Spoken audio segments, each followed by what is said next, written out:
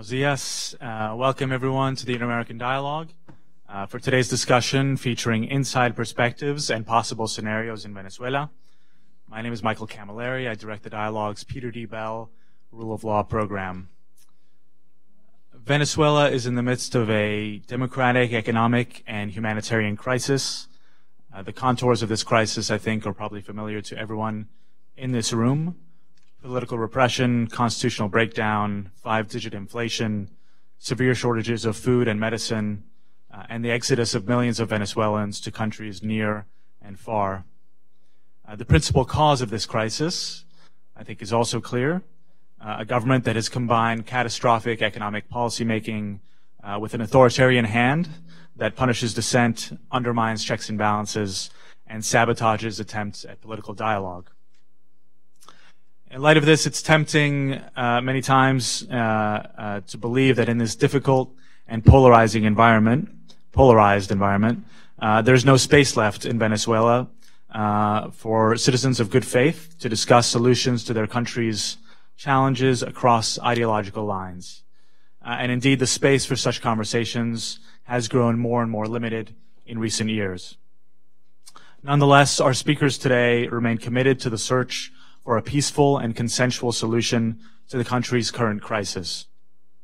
They are members of the Grupo Experto para Venezuela, the Venezuela Expert Group, an initiative of the Institute for Integrated Transitions, IFIT, a non-governmental organization dedicated to the effective integration of strategy and policymaking in the areas of democracy, development, rule of law, and security in the context of national dialogues and transitions arising in fragile and conflict-affected states. The Venezuela Expert Group meets periodically to analyze the perspectives and prospects for a negotiated solution to the various challenges affecting Venezuela and to develop viable technical proposals that take account of relevant international experiences and the specificities of the Venezuelan context. In carrying out these activities, IFIT and the Venezuela Expert Group speak with actors on all sides. And today, we're very fortunate to host 3 distinguished members of this Venezuela Expert Group. To my immediate left, Margarita Lopez Maya is a fellow at the Center for Inter-American Policy and Research at Tulane University and a senior professor researcher at the Universidad Central de Venezuela. Professor Lopez Maya has been editor of Revista Venezolana de Economía y Ciencias Sociales and on the board of the Latin American Social Sciences Council. To Margarita's left, Michael Penfold is a full professor of political economy and governance at the Instituto de Estudios Superiores de Administración. He is also a visiting professor at the Universidad de los Andes in Colombia and a global fellow at the Wilson Center's Latin America program. He previously held positions at the CAF Development Bank and is executive director of Venezuela's Foreign Investment Agency. He is the author with our friend Javier Corrales of Dragon in the Tropics, The Legacy of Hugo Chavez. Finally, Orlando Ochoa is an independent economist and consultant with over 20 years strategic advisory experience to the Venezuelan and foreign companies, including oil companies and financial institutions, as well as international agencies and foundations. He was an independent advisor to Venezuelan government agencies in the late 1980s and at the Finance Committee of the Chamber of Deputies during the 1990s. He also holds a DPhil in economics from Oxford. So clearly we have 3 underachievers here to provide their perspectives, and I think in all seriousness a living reminder of the immense human capital that Venezuela has at its disposal and which could be harnessed to address the country's challenges if empowered to do so. So we'll begin today's discussion with presentations from each of our panelists to hear their inside perspectives and more about the work of this Venezuela expert group. Then we'll follow with a moderated discussion and questions from you all. I'd like to, at this point, just ask Marta Maya, who leads IFIT's work in Latin America, to say a few words about IFIT, about the project with this Venezuela working group before we turn it over to our panelists. Marta. I'll just stand here so it's easier. First of all, thank you very much for giving us, to the Inter-American Dialogue, for giving us this opportunity to be here with the expert group of Venezuela as IFIT. I just wanted to walk you through a little bit of what is it that IFIT does and how does this idea of creating an expert group of Venezuela came through, and how is it that it works, and why do we believe so much on the impact it can have in Venezuela's current situation. So IFIT was, it is a non-profit organization based in Barcelona that has right now a lot of advisors also located in Bogota. It was created by Mark Freeman, the executive director, who is an expert in issues of amnesty, transitional justice, and wanted to create a think tank, an NGO, that could work on sustainable transitions and on how to lead countries in a situation of dialogue, of a transition, or of a conflict to more sustainable situations of peace. Within this framework, Mark and some of us, part of the staff of IFIT, were part of the peace process in Havana. And as part of that process, the idea of creating the figure of a brain trust, a group of experts that could, in the case of Colombia, connect that experience and that knowledge that they had or we had as part of the negotiations with what was the implementation, started with that figure of the brain trust for the Colombian transition, which is now operating in Colombia. And in the same sense, there was the idea of creating an expert group of Venezuela, multidisciplinary, which could be created by local actors, leaders, multidisciplinary experts in different issues, that could be put together into a same idea. In this case, the idea of looking for an exit to the crisis, a pacific exit to the crisis. So it has been put together since 2016. It's composed of 12, as I was saying, multidisciplinary experts, politicians, historians, academics, economists, which are leaders in their sectors. And they have been working together since then, not in such a public way. This is one of the first times we have the opportunity to share this work in a more open, more public way, because the way in which we work in IFIT is by an advisory, a low-profile advisory with all the different actors involved in a conflict. But the idea and how the group has been working, and I finished with this, is by doing a more realistic analysis, a multidisciplinary analysis from people that are based right now in the midst of the conflict, in Caracas or in Venezuela in this case. And as part of their vision, they create concrete recommendations of how a transition could be, which is what you will have the opportunity to hear. They have the opportunity to talk and to have an impact, to influence the different sectors as leaders and actors they are of the situation right now. And they have the opportunity to connect the work they do with what we have been doing in IFIT in different countries. For instance, we have work in Zimbabwe right now, which has been nurturing, feeding the discussions of the group. We have been able to connect that with our work in Tunisia. And so that's what we have to offer to you today. And also, for us to keep in touch and to work together as much as you want with this group and with IFIT. Thank you very much, Michael. Terrific. Thanks so much, Marta. It's a pleasure for the dialogue to co-sponsor this event with IFIT, and we look forward to many future collaborations. So with that, let's turn to our panelists. Michael, I think you've volunteered to, or maybe you've been volunteered to lead us off. So, bienvenido, por favor. Well, thank you, Michael, for the introduction, and I really want to thank the Inter-American Dialogue for hosting this and giving us the opportunity to share with you our visions on from the ground of what are the prospects of rebuilding Venezuela's democracy in the near future. What I want to do is basically go through the different scenarios that we foresee, particularly after May 20th, if we have an election, a presidential election, which is not going to be recognized by the international community, that is not going to be recognized by a fundamental part of the opposition, and that objectively it has serious flaws in terms of the way how it was set, not only in terms of violating the electoral law, but of also not providing sufficient electoral and political guarantees for that election to be legitimate.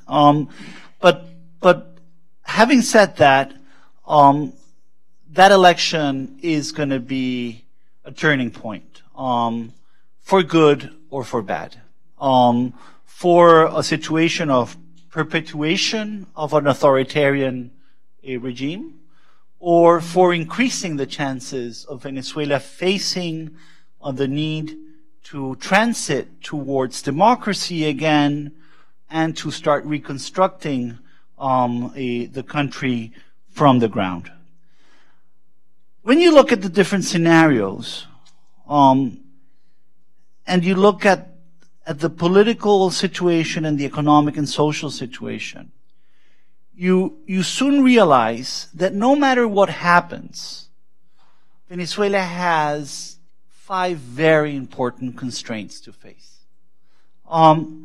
First constraint has to do with the need to stabilize the economy. And we need international financing to do that.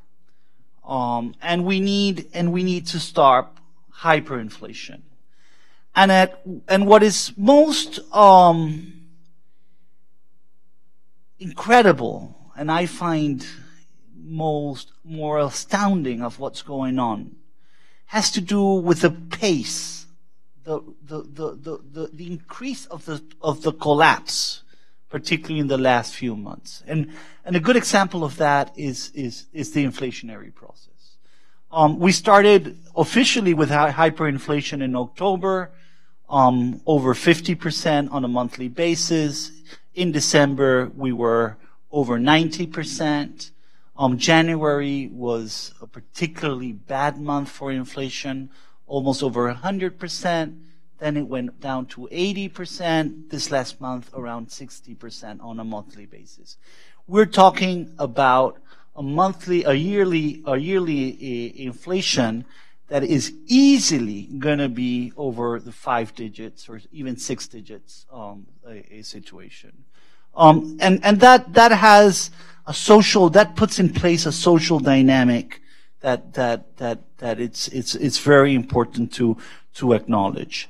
Second issue, or the second constraint, has to do with the oil collapse, which Orlando is going to talk about.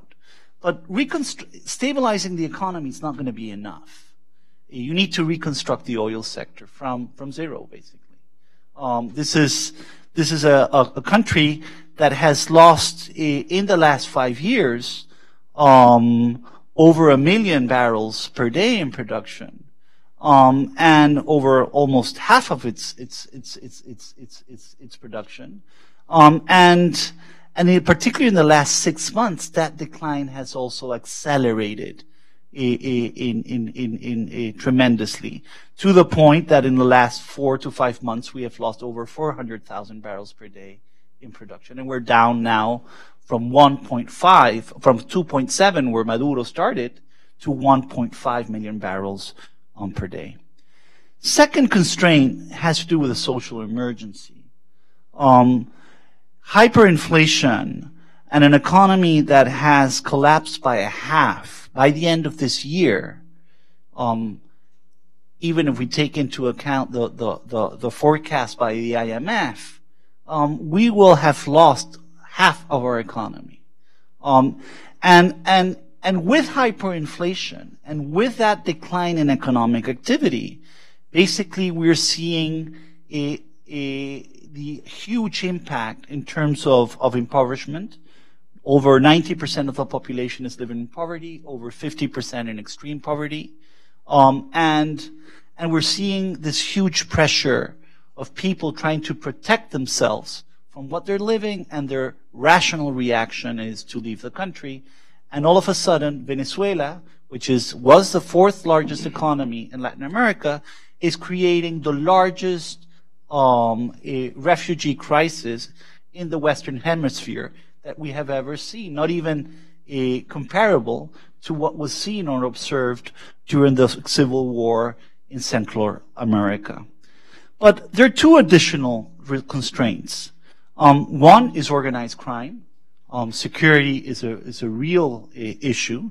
And the other issue has to do with grievances and transitional justice. Any rebuild effort is going to have to deal with these grievances, with human rights violations, but in a way that guarantees that even if we have justice, we're able to rebuild peace in Venezuela. And that is going to be a challenging, situation. That context, that background, it makes you think that rebuilding and transit Venezuela to a democracy is going to be extremely challenging.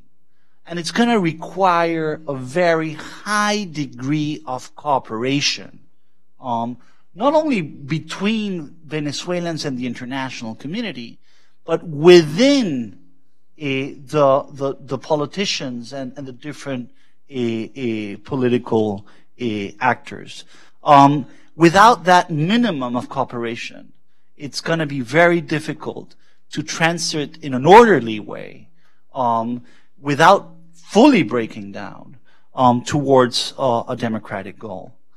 So the question is, well, but are we really there? Are we getting closer to that situation? Are we, and obviously, the key question to answer that is, well, what's going to happen? What's going to happen on May 20th? We believe that the baseline scenario is that we're going to have an election on May 20th, that, as I said, is not going to be considered legitimate,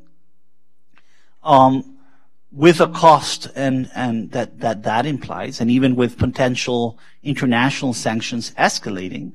But nonetheless, that event is going to happen. We have basically the possibility, which I think is the most likely scenario, that Maduro will be able to stay, that he will be able to come out of that process, trying to aim at staying in power for another presidential period. But nonetheless, even if you think of that scenario, the reality is that that government is gonna have an even worse situation that we're facing today. Because how are you gonna stabilize the economy when you have sanctions where you cannot restructure debt, where you're not gonna be able to access multilateral funds? And in fact, the IMF just started a process to review Venezuela's membership in the IMF. And that means that if you don't stabilize the economy, the ability also of reconstructing the oil sector is going to be extremely difficult, because basically oil operators, international oil operators, with the sanctions that we have in place, cannot invest in the country. And therefore, the government's hope is that the Chinese and the Russians will come to the rescue. But the truth is that the size of the financial needs to reconstruct the oil sector, just to stabilize, is over $15 billion in the first year. And to reconstruct, it's going to require at least 85 additional billion dollars that obviously needs to be financed through the private sector internationally. So the Chinese can perhaps help to stabilize production at very low levels where we are now. And the Russians really don't have the kind of financial pocket and the ability to reverse the trends that we're seeing in the oil sector. And the social situation and stopping hyperinflation without a credible stabilization program, and without a reconstruction program that reverses expectations, it's going to make very difficult, even if the government tries to stop or to reduce inflation, they're going to not be able to do that. That means that at the end, what we're facing, where we're entering, according to our view, is to a very uncertain and very unstable political environment. And the reason being that what we're seeing in Venezuela is an official coalition that is getting smaller and smaller, with narrower and narrower interests. And we're seeing social, economic, and governance problems that are getting bigger and bigger. So that inherently is unstable. Obviously, there is the possibility that, we have an opposition candidate that has decided to participate, despite the decision of the rest of the opposition not to participate, to win. But in our own view, the chances of that scenario to happen depend on two very specific variables. First, you need voters to go out. And the reason why voters are not turning out for that candidacy is that they are very skeptical of the electoral conditions. 70% of the population does not trust the electoral authorities. Second avenue that might provide that surprise for Falcón to win is that you have Chavistas voters defecting massively and voting for him. But the truth is that the government has also put into place an electronic card that is very, very efficient at trying to hold that potential defection, even among Chavistas that are dissatisfied with the social and economic situation. So what we see is that even if May 20th happens, that opens, the door for regime continuity, but that situation is inherently unstable.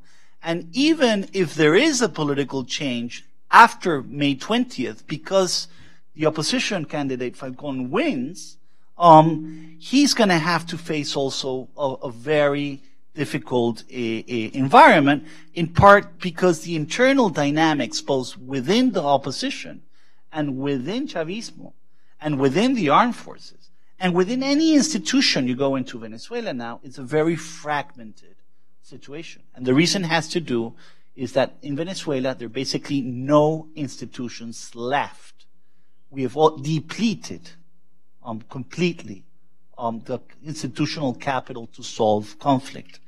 The only institution that will be remaining, even after May 20th, that will be internationally recognized in Venezuela is the National Assembly. So even if today the institution has been stripped from its powers, it's going to remain the key sort of legitimate, internationally recognized body that could play a very important role in any potential transition that emerges after May 20th. Now, you have to be clear that between May 20th and January 2018, there is a constitutional void. There is a constitutional void because the election, Maduro can only start officially his next term, according to that constitution, in January. So that's going to create a whole vacuum there that I think is also going to increase the stakes and the instability in Venezuela. Now, just to end, how do we get from where we're stuck in this from this quagmire when Venezuela is stuck to change? How do we move this story forward? I think the reason why this is unsustainable is threefold. First, it has to do with hyperinflation.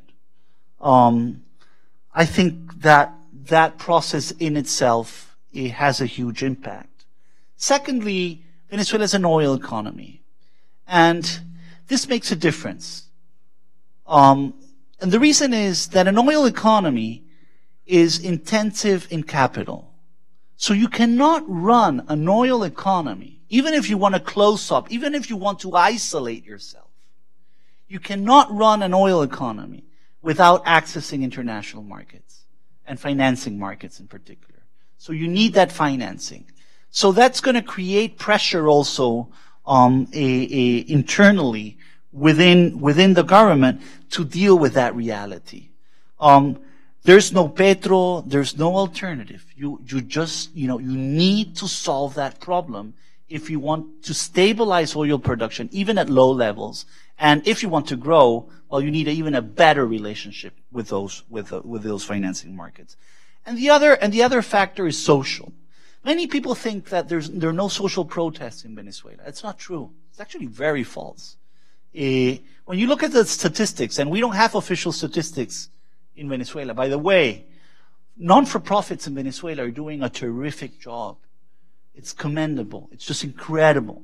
They're the only source of reliable data that we have right now.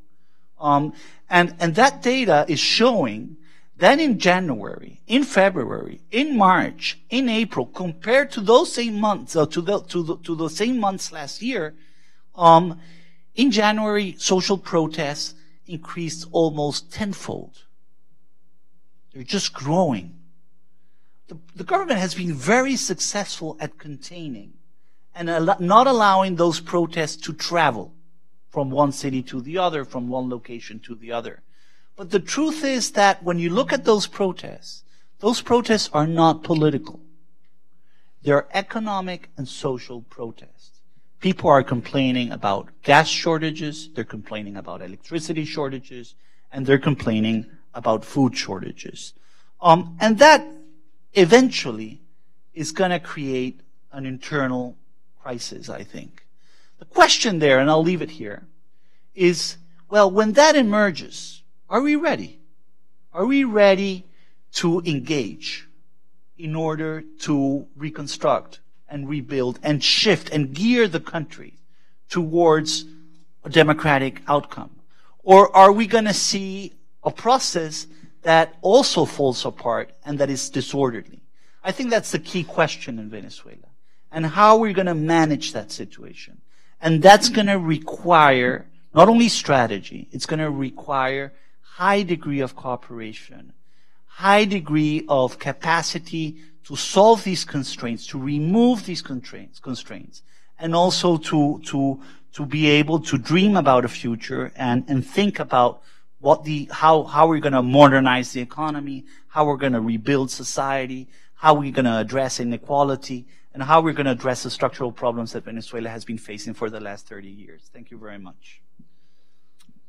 Terrific. Michael, thanks so much. Margarita, let's turn to you. Okay, thank you. Well, good morning to you all. It is my pleasure to be here. I want to thank the Inter-American Dialogue, and to Michael Shifter, the possibility that we are here and have the opportunity to give some insight from the ground on Venezuela. As Marta already said, we have been working for about 2 years now in this group of professionals and politicians, trying to understand through a multidisciplinary perspective, to better understand the diagnosis of the Venezuelan crisis, this deep structural crisis in Venezuela. But as Michael Shifter told me recently when he saw me, he said, "Are you still optimistic?" I said, "Well, I don't think I'm optimistic, but I think we have to keep on moving forward." So what we're going to do today is not so much talk about the numbers, right? I think this is in Washington, people are well informed. Most of the people are well informed about the atrocious numbers of the Venezuelan crisis. It's the worst of Venezuela has had in the 20th and 21st century. Cindy Arnson said last week it was the worst the Latin American region had in recent decades. And I believe that must be so. And so, but I think we have enough of the numbers of the crisis in all the spheres of social life. What we have been trying to do is to trace the scenarios that Michael has a bit described and see what are the priorities? Because one of the things that I, at least when we talk about the scenarios, have in mind is that for me, there are like 3 types of scenarios. And I'm going to go into it again. Yes. Ones that I call the unpredictable scenarios.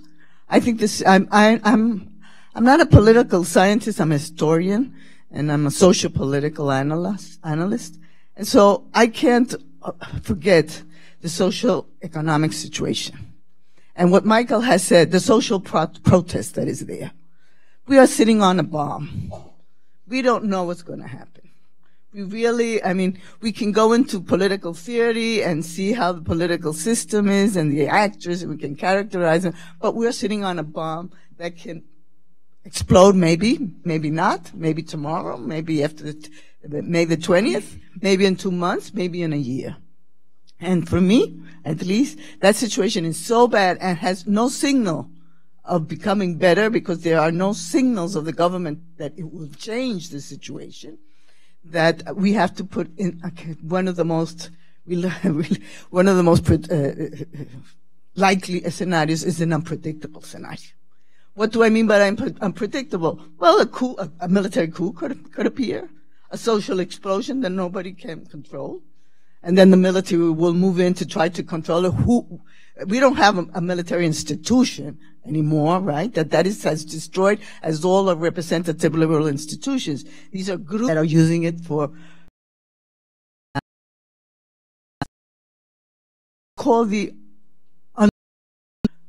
are the ones that I call what kind of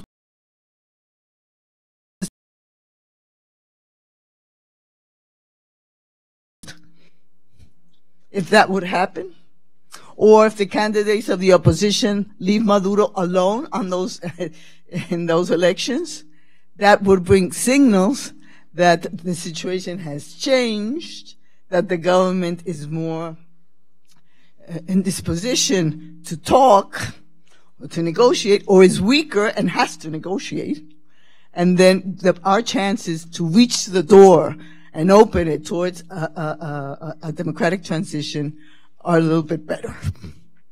And then finally, I talk about the most likely scenarios. The most likely scenarios, as Michael has said, we have agreed on that, is that the elections are going to, he has everything, all the conditions in his hand. And if he has called, he called it, anticipated, and he has, he took away the main leaders of the opposition, put them in jail when they went into exile, and put the conditions and changed the dates. He's not going to go through all that and then let somebody else win. That's at least my opinion. No. So the most likely scenarios have to do with the permanence of Maduro. And as Michael says, we have a period there that's a very unclear period between May and February when his second period were competitive, but they were relatively transparent. Now they're not just, and they're not transparent. And so we are left, and I think this is the first idea that we share here on the table, in this group, is that we will have to go around the only institution that is left of democracy in Venezuela, that is the National Assembly. Because the parties have divided their strategies here. And so really we will have to rely, I think, the strategic movement towards the bridge that would take us to the other side into a democratic transition would be the National Assembly as the place where all the political parties, or most of the political parties, including the government, are represented. It is likely, for me, also the scenario that Maduro, once winning the election, will try to negotiate because he is in a better position to negotiate with the opposition. And for me, this is one of the most likeliest scenarios, is we will see what the answer of the candidates of opposition, and mainly what Henry Falcón will do at that moment. If he will accept in those conditions a negotiation, he might say no, but he might say yes. the situation is bad. Maybe I can contribute to the improvement of the situation. He has an economic advisor that says that we can go to. He has a proposal to stop hyperinflation, and in exchange for that, they will give him some power, and then we will go into a future that will not be a democratic transition. I think we will go into the path that once led Mexico of an hegemonic party system, where the government party wins all the time, the national power, but that can give up some other powers and other concessions. I think those are the scenarios that we have. And so, especially because I talked about the unpredictable and the unlikely and the likely that we don't like, you know, I think we have to prepare for any, and we have to prepare. We should have prepared yesterday for that, because when the opportunity appears, we have to have something in our hand to move, and we have to have a strategic plan. We have to have priorities. We have to have an agenda. What comes first? What comes second? With a perspective that is not of short term. It has to be middle and long term, because the crisis is structural. And Venezuela cannot fall again in a crisis of this dimension. And when I say that, Orlando and Michael are talking about the economy. How do we get out of oil rentism? How do we put the pillars for a modern economy that does not have to depend on the international market oil prices and the revenues distributed by the petrostate? And now, and with this I go into my second and last part. How do we bring upon a democracy in Venezuela? Because it has been completely destroyed. I mean, the institutions of liberal democracy do no more exist in Venezuela. And if we, and I think that these things have to move together, and we have to have an agenda. And in this I think we haven't worked enough in our group, or I haven't seen it also in the international community or in the political actors. How do we build from scratch a new democracy for Venezuela? A better, a firm, a more solid democracy that has to resist all the turbulence that is going to come in the next months if we reach that door of political change. So I want to finish with a couple of thoughts about that, insights about that. I think that for me at least, there are two things that pop up immediately when I talk about how do we start this. And one is we have to get away from 20 years of political polarization. There has to be a lowering, there has to be a change of the political discourse in Venezuela. We have been intoxicated, poisoned by this confrontation where the other one is a monkey, where the other one is a traitor, where the other one is a killer, where the other one is not an equal to you. With that is 20 years on the media, public and private, in the political relations, in the society relations, in the family relations. We have been getting a culture where we don't have political equality, nor tolerance, nor pluralism. And without this, we cannot build a modern democracy in Venezuela. So I think there should be arrangements, there should be pacts, maybe political pacts, public policies that attack directly and bring us to a frame where we begin again a civilized dialogue, discourse, official, political, and in our relations between state and society. I think this is very important, and I think we should think of how we can get that even before that change happens. We have to begin accustomed again that we are equals and that the other one is not somebody I have to annihilate, that I have to erase from the political system, but that is a rival, a political rival, and he has a different position or she has a different position, and that is what democracy and pluralism is about. And that has to go into the media, into the news, into all our political culture to begin again to have the values of equality, social and political equality in Venezuela. Secondly, I think this is extremely important, one of the most damaging things that Chavismo did, and it has to do with populism, but it has to do also with socialism, is the denial of the liberal representative institutions as institutions, bourgeoisie institutions that do not correspond to a socialist model. So we need to come back to the checks and balances. We need to come back to the building of autonomy and independence of the powers, of the public powers.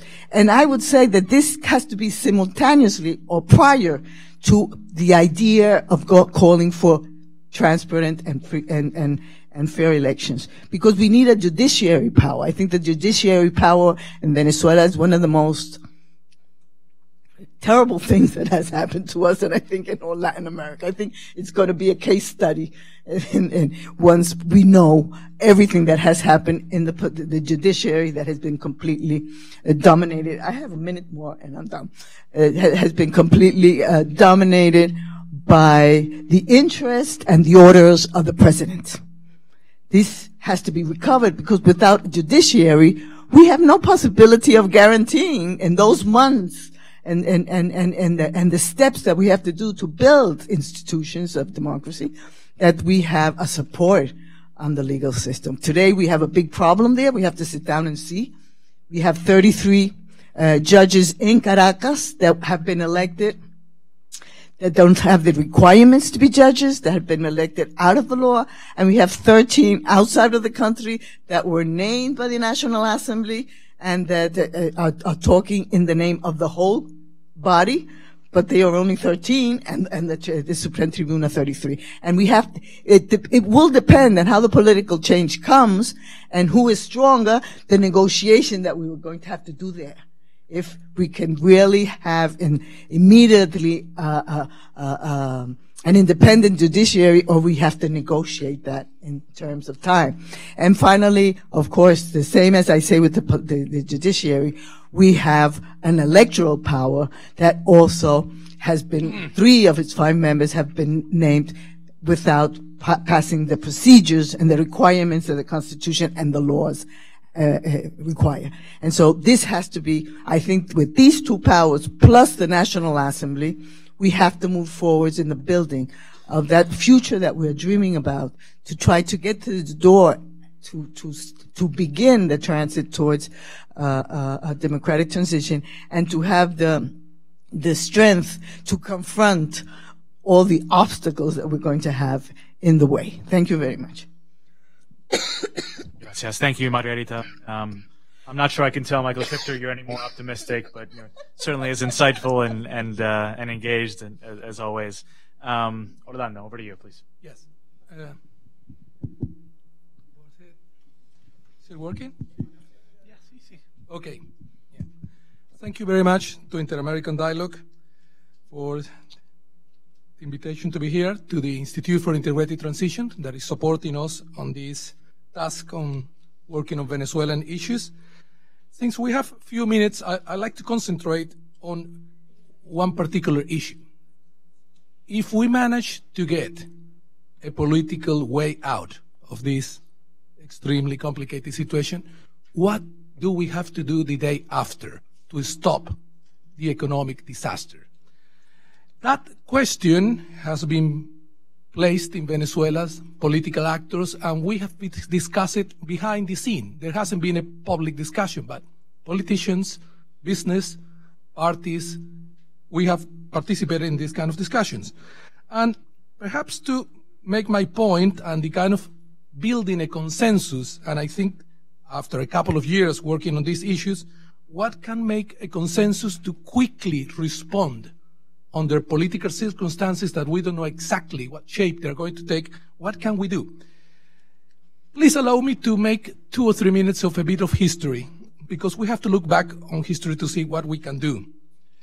I remember when I arrived at Oxford in the early 90s, I arrived to study economics in an old traditional college. I went to St. Anthony's, to the Latin American Center, to contact a few friends. And then I found a lecturer on Venezuela Malcolm Dees, and says to me, Orlando, your country is boring because nothing happens. Oil help you to sort out your problems. Few months later, well, almost a year later, after 92, we had a coup attempt. And then we start hearing oil corrupted Venezuela. So oil was the source of our success, and oil was the source of our decline. I find it rather complicated to blame a natural resource on that. So when you check Venezuelan history, we go back, and we have done this in Venezuela, in these discussions I mentioned. Between 1925, when Venezuela becomes an oil exporting country, a major oil exporting country, just 60,000 barrels. By 1928, we were exporting close to 300,000 barrels. We were the largest oil exporter in the world and the second producer after the United States. Between 1925 and 1928, oil became the key resource. But between 1925 and 1960, 35 years, Venezuela's average growth, if we put the data available we have before the central bank exists with the data of the central bank, Venezuela's growth was 8% average. GDP per head, 5% average. Inflation, consumer price index variation, 1.1%. The rate of exchange actually appreciated. We had a strong currency. That actually was a problem because for a small economy, 3 million people specialized in oil, it was very hard to diversify from that. Oil production grew during those 35 years 12%. From 1960 to 74, growth half, 4%, 4.2%. Population grew faster. GDP per head only 0.75%, less than 1%. Consumer price, 2%. Venezuela was, during those years, since the 20s to the 70s, a country that was characterized by macroeconomic stability, fiscal discipline, monetary prudence, foreign exchange markets, gold standard, well managed, with increasing oil production and a renewed private sector, inward looking. That was a success. That was the golden age of Venezuela. In the 70s, the oil boom in prices influenced to a different strategy, a state-led strategy. We built up a huge debt in public investment. There was good infrastructure investment. There were many companies that we found later were not very competitive. And the kind of links with the private sector did not work as expected. And exports did not diversify. Things started going wrong. But between 1974 and 1998, Venezuela's growth came down to 1.6%, GDP per head minus 1.07% for 25 years, 74 to 98. We lost a third of GDP per head. Poverty increased. Actually, you check 1997, poverty, we had 2/3 of poverty. A third, half of that poverty was relative poverty, but critical poverty was a third of the country. That was the context in which Hugo Chavez was elected. So, what was the role of oil? Expanding oil industry, a new private sector, renew private sector, and macroeconomic stability. If you ask me 100 years later, today, what do we have to do? Exactly the same, but with a difference. We need an outward-looking private sector. We need a global oil industry built on 21st century basis, and we need macroeconomic stability. If you check Venezuelan history books on the 20th century, you won't find any description of the achievements of macroeconomic stability during the first half of the 20th century, because it was done by authoritarian regimes, by military dictators. Fiscal order, monetary discipline, and a working foreign exchange regime. It stayed like that until 1974, when inflation went up to 28% annual average for 25 years, before Chavez. With Chavez, 98, 2014, inflation went to 26% annual average, with price controls. So when we discuss this, the question is, what to do now, come back to the present. What can we do the day after? Okay, we should think about what to do with the macroeconomy, which is straightforward. We need a stabilization plan, and we need to do how do we going to use oil? To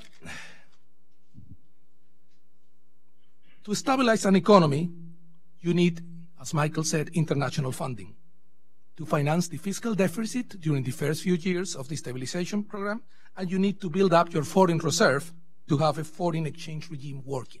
If we do that, we have the green light for the private sector to go inside Venezuela and resupply the country. Of course, we need political stability, we need rule of law, we need to deal with many issues of the transition, but I got only 10, 15 minutes, so I'm just going to concentrate on this issue. Now, what do we do with oil? For some colleagues, we simply should think the oil industry is destroyed and cannot do much in the short term. But 95% of Venezuelan exports come from oil. What I did was to check with oil actors, business, countries, what could we do? And service companies. What is the situation in the oil fields? How fast could we do a recovery job? Well, we found a kind of optimistic approach. We can recover the oil sector. There are easy and cheap barrels to recover, and there are expensive and difficult barrels to recover. Venezuela's geology has little risk. We now have major political risk. We have major oil actors still in Venezuela. Only 2 companies left. The others are there. Half of Venezuela's production, or slightly a bit more, is on the hands of mixed companies, where PDVSA has a majority stake of 60%, but the partners could handle the operations, and those 600,000 barrels, if we expand them to install capacity, could be quickly, in a matter of 6-9 months, go up to 1.2 million barrels. Then we have PDVSA's own effort, where we really have a critical situation. What will we need to get PDVSA back? We need to reorganize the company, which is something would be complex, but we need to think again of PDVSA as a holding that will handle oil assets, and we'll need to get service companies outsourcing contracts with third parties to get back production. We need cash in advance. We need to pay service companies. How do we get cash in advance? If we can design an oil recovery plan that is credible, we can get cash in advance. Where can we go? We have oil partners. We have a relationship built by Chavez with China. China is extremely frustrated, has over 22 billion to be paid, has many unfulfilled contracts, has a Chinese population in Venezuela that's fleeing away. China has a medium and long-term interest in Venezuelan oil supply. Chinese oil reserves are falling. They consume the kind of oil we have in Venezuela. India, which we have been in contact to, is our major client, individual client. They have a long and medium-term interest and even short-term interest in oil.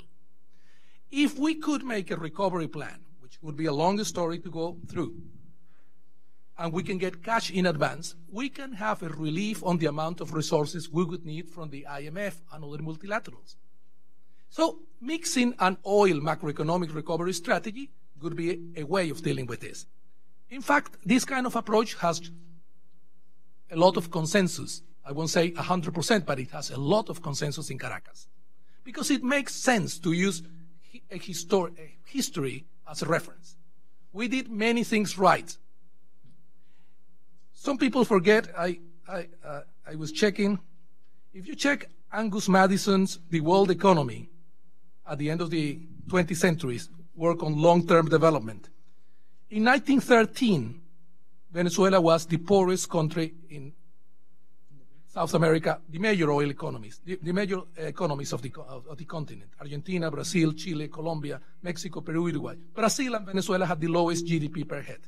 By 1950, Venezuela's GDP was the highest in Latin America and the 5th in the world, after the United States, Switzerland, New Zealand, and Australia, above Canada and the rest of Europe. Of course, half of Europe was destroyed by the war, but the United States, Switzerland, New Zealand, Australia, Canada were not. How did we do that? Coming from the bottom of Latin America. Oil,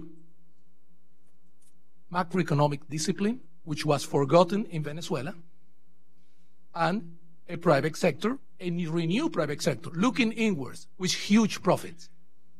We need to change the recipe. But again, when people tell me, let's do like Greece, let's make a stabilization program, let's make a huge haircut. Why should we do that? Just like that. I won't go into measuring Venezuela's oil resources, which is a discussion I have with Pedro Mario. But having the largest oil reserve in the world, extra heavy crude sounds like difficult to extract, but you can get down lifting cost from whatever is now, at whatever exchange rate you take, you can get it down to $5 a barrel. You could upgrade it. You could use chemicals. You could blend it with light crude, which we could recover in Maracaibo. And you could get, in 5 years, 6 years, 3 million barrels of oil production. Over 3 million barrels after 5 years. We can get to 3 million, I estimate, in 5 years. And we could target, over the next 7-10 years, to export 1 million barrels to the US, 1 million barrels to China, 1 million barrels to India, and the rest among the Caribbean partners on different terms, of course, that's what we're using now. So I could be optimistic on how to rebuild Venezuela when we check numbers and all that. Challenging, complexity, yes. But building a political consensus on this, we've been doing that behind the scene. And of course, the challenge is to get through this political mess. But one thing that many actors, including in Chavismo, ask is what can be done the day after that is acceptable for many of those who will be there. And we won't make Chavismo disappear. I think I'll leave it here. Thank you very much. Terrific. Thanks so much. I want to leave time for folks in the audience to ask questions, but maybe we'll just do a quick fire round of easy questions for me. And I'll ask you to limit your responses to a couple minutes if possible. Margarita, let me start with you. You mentioned the Venezuelan military. I think there's a sense that the military could be the ultimate kind of arbiter of power in Venezuela. In Washington, there are those, including occasionally in the U.S. government and Congress, who talk about the military as a potential solution, as an actor that could help to restore constitutional order in the country. What is your assessment of the military's role at the moment and its institutional loyalty to the Constitution vis-a-vis some of the more kind of private interests that you mentioned? Well, very quickly, because I'm not a military expert, and that is one of the most difficult information to access. So what I'm going to do, but then, of course, one has the feeling, the rumors in Caracas, the information of the experts, those that go to some sources. I have the impression of the following. First, as I said when I spoke, we cannot talk about a military institution as if it were a body that's going to move together. We're talking about, on top, we're talking about groups that have very big interest in supporting Maduro, and he is there because the military are supporting him. That is basically why he is there. When the world doesn't understand why he is there, I say two things: the military and their businesses. Of course, the civilians also are in big businesses, but the corruption of the Venezuelan state is, when this falls, we were going to see one of the most gigantic cases of corruption. Then, of course, there is always those military, we always say there are sectors of the military that are not, maybe they are corrupt, but they're not in illegal activities. They're not in smuggling oil and narco traffic, like the Minister of Interior Relations and things like that. And then we have those that they say that we still have some that are in the institutional and that are worried and that ashamed of what is going on. And then we have the ones that are leaving. One of the big problems that the military have today is that the salaries are bad. They can't feed their families. They're leaving the armed forces, and it is in such numbers that the government and the Ministry of Defense has had to move to put extra procedures so that they don't leave, and even to prohibit them to leave. And so we know that something is going on. And in March, they had to put in jail around 60 or 70 military, 6 generals, and they talked about the blue conspiracy. So we know that is moving. And that is going to be decisive for Venezuela. Most of the efforts that the international community do and the domestic actors do is to try to break that hard shell that is there supporting Maduro. Because this is a military regime, basically, if not a criminal regime, because of all the illicit, illegal businesses and the interest and the nepotism and all these things that are going around, the privileges. But it also is because of that, in Venezuela, civil society and the political elites are weak vis-a-vis that government and the military and the armed military, and so many of the efforts that are being done is to try to break that. If that happens, we will be seeing the light at the end of the tunnel. I think that's what I would say. Great, thank you. Michael, you talked about the political environment in Venezuela as being inherently unstable. In recent weeks, a lot of us have been looking at Nicaragua, which outwardly appeared to be a much more stable political environment, one in which the government was firmly in control of all branches of government, had co-opted the private sector and other sectors of society, and yet from one day to the other was sort of rocked by these significant public protests. Is there something that you're watching as a potential trigger, whether it's an internal event, an external shock? Are there things that we should be keeping an eye out for that could make the impossible seem sort of inevitable in terms of a new kind of public uprising or some sort of event that puts the government in a much more kind of tenuous position?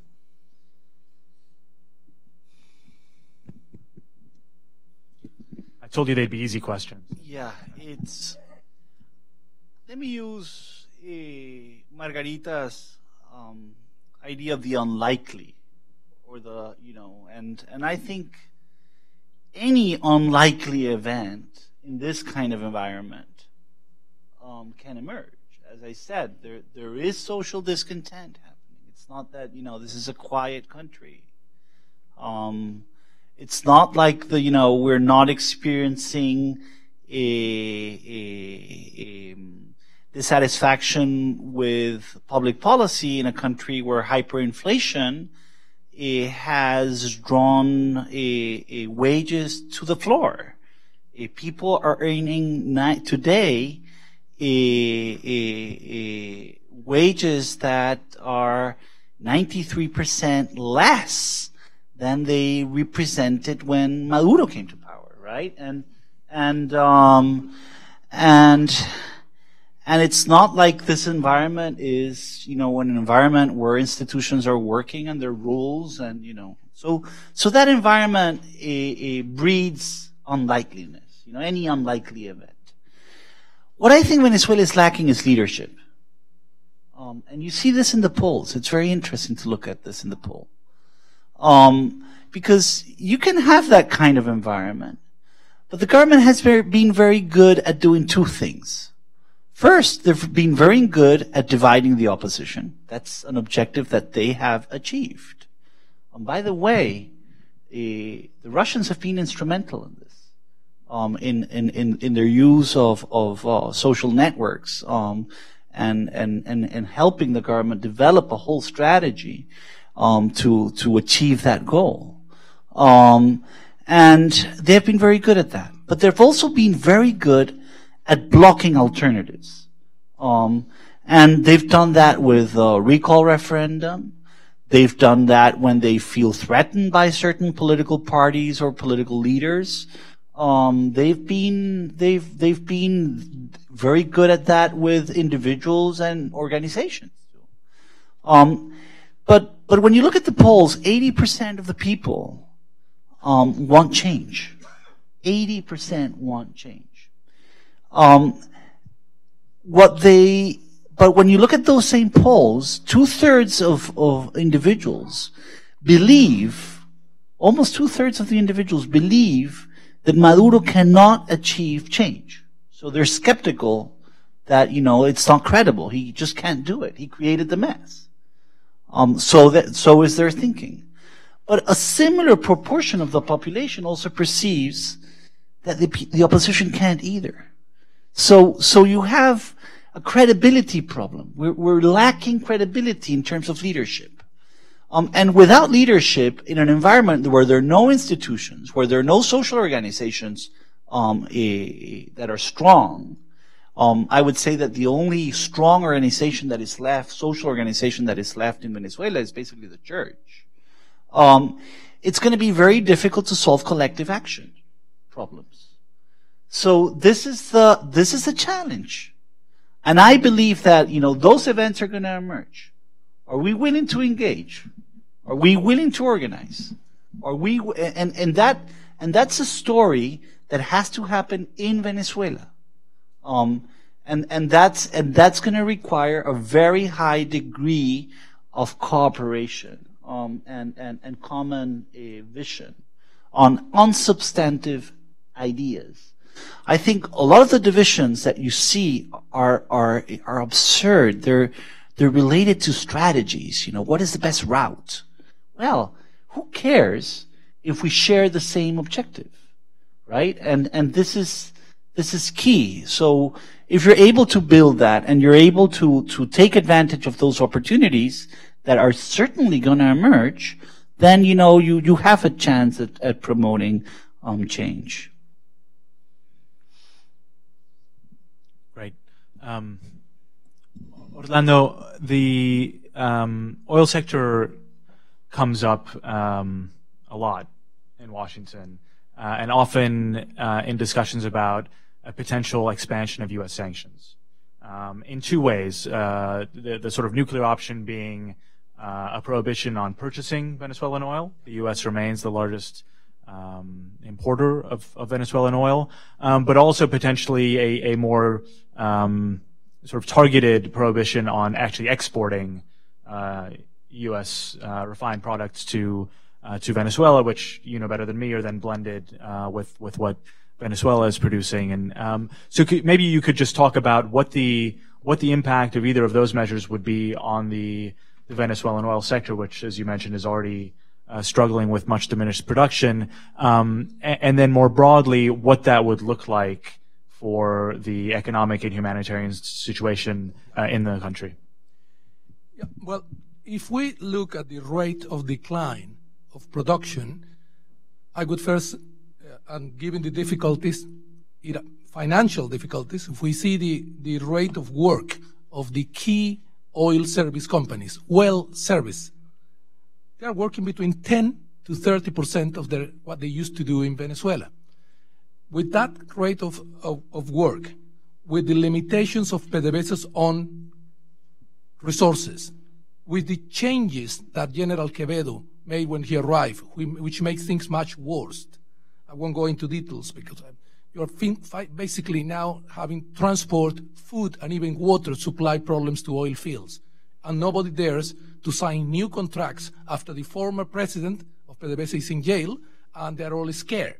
And there is a kind of, recent incidents with Chevron, but I won't go into it, but clearly corruption and the kind of scary measures, and even the new decree that facilitated General Quevedo, the possibility of flexibilizing alliances with in the mixed companies, things like that, are not working. When you see all that, I think U.S. sanctions couldn't be helpful to go ahead. I think they really could have a humanitarian impact. You just have to wait and see what's going on, and we'll see in a collapse. Production is probably converging to 1.2 million barrels by the end of this year, okay? And at that level, or even before that level, they can't pay what is needed for basic, and I mean basic, imports of food and medicines with all the corruption we see in the public sector imports. You can't pay what is needed by PDVSA and the mixed companies to keep operating, and you can't service debt. You have to decide what of all this you can do. So in this extreme condition, and with systematic monetary funding of the fiscal deficit, hyperinflation is going up. Any estimate we make of hyperinflation, as Michael was saying, if we take, let's say, 60% monthly average, which would be the bottom line, it would be 28,000% a year. If we go up to 80% average, which is feasible, we're talking about 115,000. We have a disaster already. I don't think there is a need for further sanctions. Simply keeping in place financial sanctions on PDVSA are doing the job. Great. Okay, we have a few minutes left. Let's take one question from each part of the room, and we'll come back to our panelists. Sure, right here.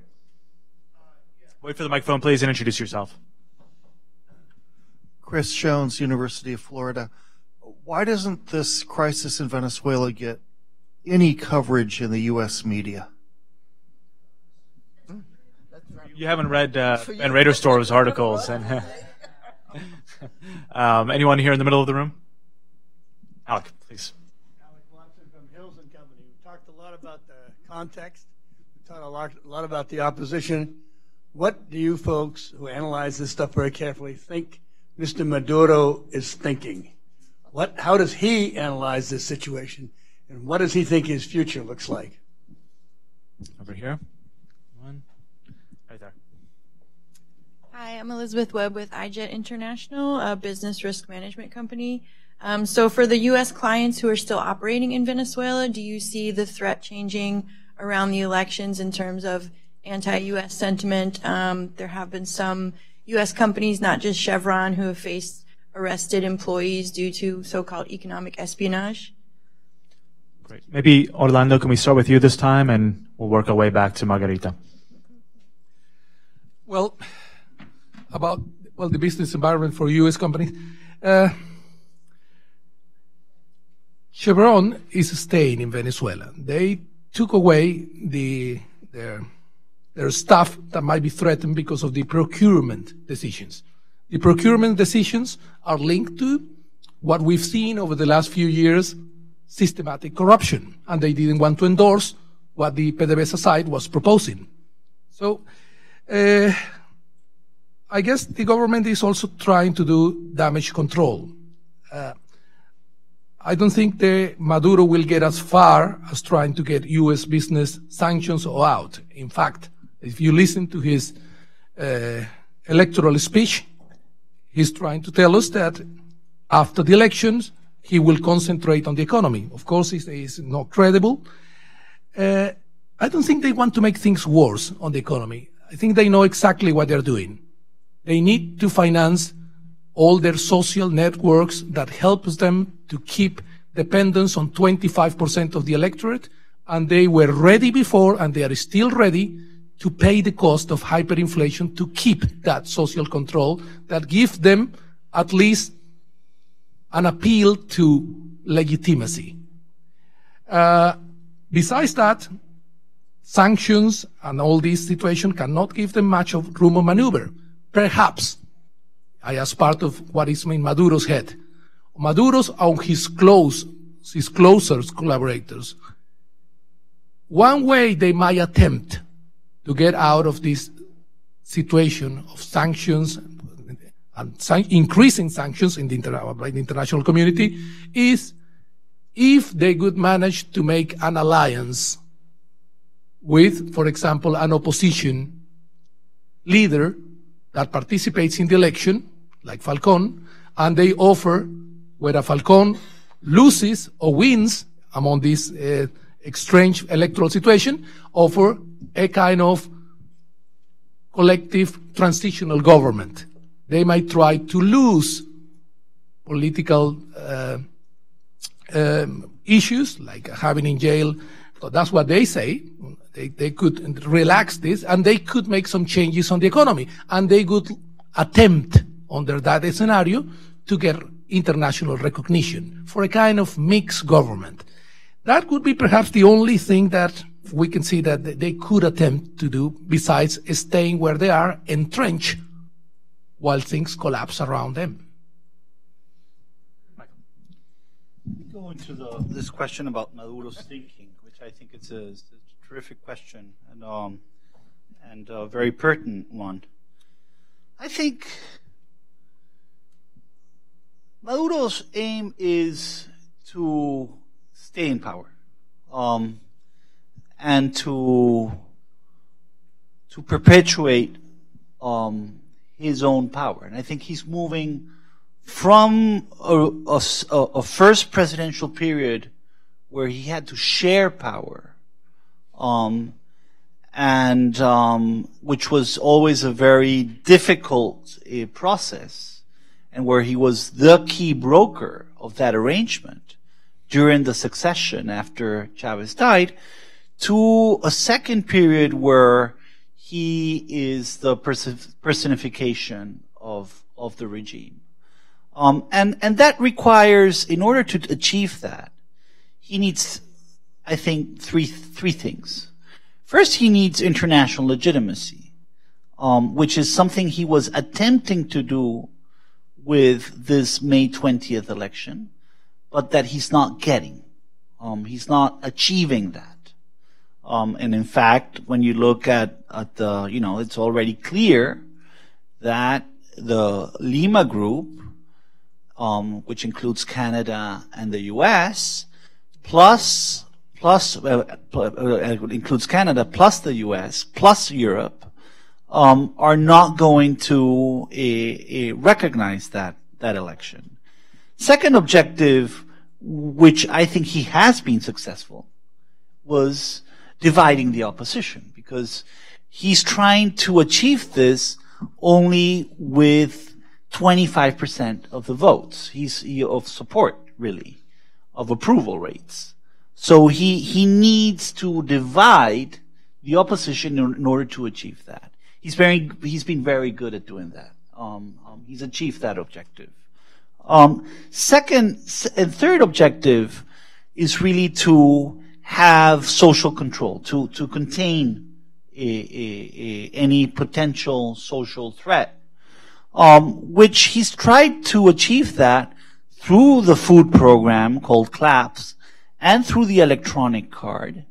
But that I think, quite honestly, that given the high levels of hyperinflation that we're facing, are increasingly less efficient to achieve that. And therefore, he becomes more dependent in that environment, becomes more dependent on that environment, on the armed forces to achieve that. So I think after May 20th, if he wins, and I agree with Orlando on this, he's going to try to open up on the economic front. And he's going to try to re-engage with the international community in order to regain some basic legitimacy, or at least to distender that tension. Now, I think it's going to be insufficient because of the imbalances that we're talking about. Not only in the macro situation, but in the oil sector. You need international financing. So you need the sanctions to be removed. And you need to restructure debt. And I don't see sanctions going away. I think actually they're going to stick.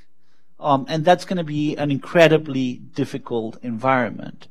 However, and I go then to this third element, which is a social issue. I think that's where the real challenge the government is going to have. Now, in terms of what he might do and what his thinking is that he has one institution that he's not been able to dominate.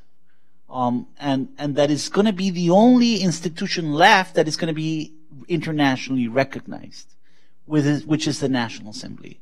So he's going to have to deal with that situation yet again. He has two options with that situation. One is to rewrite rules, and I wouldn't rule out the idea that he puts forward a new constitution, and tries to use that avenue, to formally close down the National Assembly by substituting it with a new one through a new electoral process, which I think the only thing it's going to achieve, it's more international rejection of that alternative. But it's something that they might be thinking. And the other option, as Orlando says, that you could have some kind of cohabitation attempts on trying to work that out. Now, even if you achieve that, it's gonna be inherently unstable. It's gonna be inherently ungovernable. Not only because of the international dimension to the problem, but because of the financing requirements and the need to stabilize the economy. Great. Margarita, final word. Okay. Well, I think it was very good, the explanation of it. I have a lot of trouble to put myself in the shoes of Maduro, I confess. I mean, the rationality of Maduro is something that astonishes me. You know, it's really difficult. I mean, I have my little knowledge on psychology, but I mean, it doesn't work. I would just compliment a couple of things here on Maduro, and then do a very quick closing. I think there's a fanatism behind everything that is going on in the upper elite. This thing that they are the children of Chavez, that they had to interpret his legacy. And because if not, they will betray him. I think there is some insanity in that, maybe, or there is a different, or rationality I can't understand. But ideologically, there are in Venezuela, when you see 20 or 25% of people supporting this yet, in this disaster that we are living, I think that, of course, part of that 20-25% has to do with the things that the distribution of oil income through El Carnet de la Patria, the public employment, et cetera, but another has to do with this kind of fanatism around a relation between state and society, between power and society, that is not modern. I mean, we had a charismatic leader. That charismatic leader found a kind of, the effort was to found a kind of civil religion where they are entitled to rule because they are the children of Chavez. And then that's why they, in the name of Chavez, they do all these patrimonial kind of relations with society. It's if it were a kind of monarchy of the 21st century, middle age or postmodern kind of monarchy of the 21st century. But having said that, there is also this idea of we are entitled to use the state for our own interests, private interests, and they are sacking, they are looting Venezuela. They have looted Venezuela in the name of their rights to rule because they are the children of Chavez. And finally, this morning it appeared a writing of Maduro in El País of Spain. I recommend you go and read it. He says there why this is the best democracy of all. I mean, because I think we have to end saying that there's something about a dissociation with reality that has to do with this fanatism that is really remarkable. And I wanted to finish saying something that I hadn't said, and is that when we're looking into the future of Venezuela, I think we are making the future as we look at it. And I think there are two major things that we have to do, that we have to see. The reconstruction of the economy that we have been talking today here, the immediate reconstruction, the humanitarian, to stop the hyperinflation, seek for some relief to the humanitarian social thing. But we have to reconcile the country. We have to heal the country. We have to build up the nation again. I mean, this has been a remarkable process where we even destroyed the republic, and we have this, and the nation has been destroyed. I mean, we no more recognize ourselves as the same. You know, we don't understand each other, and I think the beginning of all our efforts to get to that transition to democracy has to do with these two elements, with the reconstruction of the economy and the reconciliation, the healing, and the building of a more solid democracy for the Venezuelans in order to bring back social equality, justice, and civil and political rights for all of us. I'm sure there are lots of additional questions. I know I have some. Maybe our speakers can stick around for a little while if you want to have private conversations with them, but we'll have to end here. I want to thank you all for coming. I want to again thank IFIT for partnering with us. My colleagues Elizabeth, Irene, and Ben Reindertot for their support. Ben was instrumental in putting this together. He's also been instrumental in absolutely everything the Rule of Law program has done since its inception. He'll be leaving us to go off to grad school next week, but we know he'll remain a close friend of the program and the dialogue. So wanted to publicly recognize him. Thank you all for being here. Please join me in commending our panelists on their presentations.